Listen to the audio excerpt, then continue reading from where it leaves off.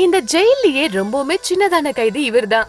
அங்க இருக்கிற எல்லா கைதிகளோட ரொம்பவுமே சந்தோஷமா இருக்கிற இந்த சின்ன புள்ளதான் அந்த ஜெயிலோட சென்டர் ஆஃப் அட்ராக்ஷனே சொல்லலாம். அந்த குழந்தையோட பர்த்டேவை எல்லாருமே பயங்கரமா செலிப்ரேட் பண்ணிட்டு இருக்காங்க. அந்த குழந்தைனா அங்க இருக்கிற எல்லாருக்குமே ரொம்ப பிடிக்கும் அப்படின்னே சொல்லலாம். இந்த மாதிரி சமயத்துல அந்த ஜெயிலோட சீஃப் ஆபீசரும் உள்ள வந்து, என்ன இங்க நடக்குது, இது என்ன கல்யாண மண்டபமா இல்ல என்னது இது, கொஞ்சம் கூட உங்களுக்கு எல்லாம் மரியாதை இல்ல அப்படின்ற மாதிரி சொல்லி அங்க இருந்த கைதிகள் எல்லாம் வெளியே அனுப்பி பனிஷ்மெண்ட் கொடுத்தது மட்டும் இல்லாம அவங்க ஆசையா ஒரு போட்டோவும் எடுத்து வச்சிருப்பாங்க. இந்த கேமரா யார் எடுத்துட்டு வந்தது அப்படின்ற மாதிரி கேட்கவும் உடனே இந்த வார்டனும், இல்ல அந்த குழந்தையோட சந்தோஷம் அது மட்டும் இல்லாம இந்த குழந்தையோட பர்த்டே ஞாபகமா தான் நான் தான் எடுத்துட்டு வந்தேன் அப்படின்ற மாதிரி இவங்க சொல்றாங்க. இதை கேட்ட இந்த சீஃப் ஆபீசர் அங்க எல்லாரும் நின்னுட்டு இருக்கும் போதே அவங்க கண்ணு முன்னாடியே இந்த அழகான மெமரியை அப்படியே கிழிச்சு போட்டுடுறாங்க.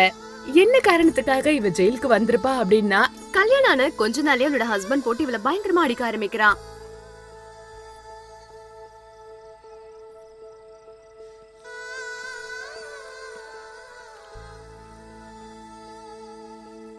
இந்த ஜெயிலையும் இந்த கைதிகளுக்குலாம் என்னைக்கா ஒரு நாள் என்டர்டைன்மெண்ட் வைக்கணும் அப்படின்றதுக்காக எப்பவுமே கொயர் டீம் வந்து இங்க பாட்டு பாடுவாங்க.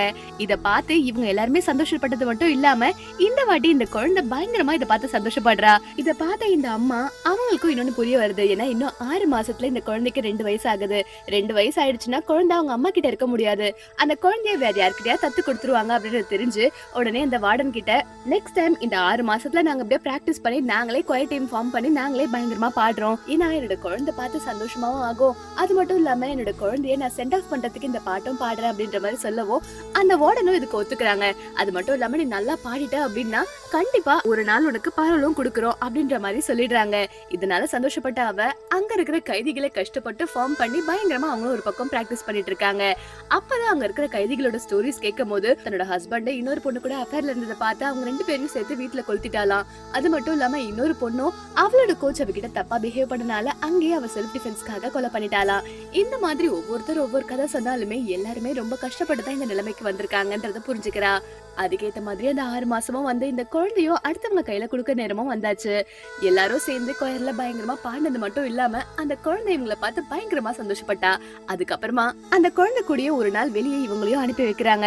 ஒரு நாள் நல்லா ஜாலியா சந்தோஷமா இருந்து முடிஞ்ச பிறகு இந்த குழந்தைய அன்னைக்கே இன்னொருத்தவங்க கிட்ட கொடுக்கணும் அப்படின்ற முடிவும் வந்துருது. இந்த விஷயத்தை கேட்டு அவ பயங்கரமா ஃபீல் பண்றா.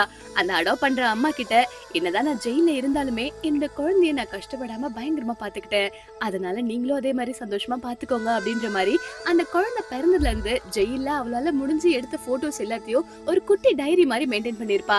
அதை கொண்டு போய் அந்த அடாப்ட் பண்ண போற அம்மா கிட்ட கொடுத்து பத்திரமா இந்த குழந்தைய பாத்துக்கோங்க அப்படின்ற மாதிரி சொல்லிட்டு அவளும் கஷ்டத்தோட வெளியே போறா. கொஞ்ச நேரத்துல அந்த குழந்தை அங்க அம்மா இல்லையேன்னு சொல்லி பயங்கரமா அழ ஆரம்பிக்கிறாங்க. இருந்தாலும் அந்த குழந்தைய பாக்குறதுக்காக வேகமா வந்த அம்மா தன்னால எதுவுமே பண்ண முடியாது, என்ன மன்னிச்சிடு செல்லும் அப்படின்ற மாதிரி மனசுல நினைச்சிட்டு அவங்களும் ஜெயிலுக்கு போயிடுறாங்க. இப்படியே 4 வருஷம் கடந்து போன நிலையில இவங்களோட கொயர் டீம் இந்த ஜெயிலே பயங்கரமா கலக்க இழக்கிட்டு இருக்காங்க. இந்த மாதிரி சமயத்துல திடீர்னு ஒரு நாள் இவங்க ஃபங்க்ஷன்ல பாடலாம்னு சொல்லி இருக்கும் போது அங்க லைட்டும் ஆஃப் ஆகுது. அப்புறம் லைட் ஆகும் போது பார்த்தா அங்க நிறைய குட்டீஸ்லாம் இவங்க பக்கத்துல வந்து நின்னு இவங்க கூட சேர்ந்து பாட ஆரம்பிக்கிறாங்க. இத பார்த்த இவங்க தன்னோட பையன் மாதிரி இருக்குன்னு சொல்லி ஒரு பையனை பாக்குறாங்க. ஆனா அந்த பையன் மாதிரி இல்ல, இவங்களோட சொந்த பையனே தான் அது. ஆனா என்ன ஒண்ணு, அந்த குழந்தைய இவங்களை பார்த்து அந்த குழந்தையும் இவங்களை பார்த்துட்டு பயங்கரமா சிரிச்சிட்டு இருக்கான். இந்த பாட்டெல்லாம் பாடி முடிச்ச பிறகு அந்த குழந்தைய போய் கட்டி பிடிக்கலாம்னு சொல்லி போகும்போது என்ன ஒன்னே ஒரு வருத்தம்னா, அந்த குழந்தை அம்மான்னு கூப்பிடுறதுக்கு பதிலா ஆன்டின்னு கூப்பிடுறா. சரி இருந்தாலும் பரவாயில்லடா, நீ நல்லா இருந்தா சரிடா தங்கம் அப்படின்ற மாதிரி மனசுல நினைச்சுக்கிறாங்க.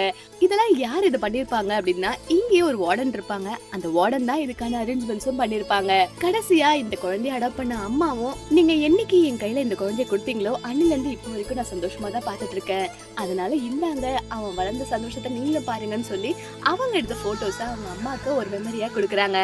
இந்த வீடியோ உங்களுக்கு பிடிச்சிருந்தா மறக்காம லைக் அண்ட் சப்ஸ்கிரைப் பண்ணிக்கோங்க.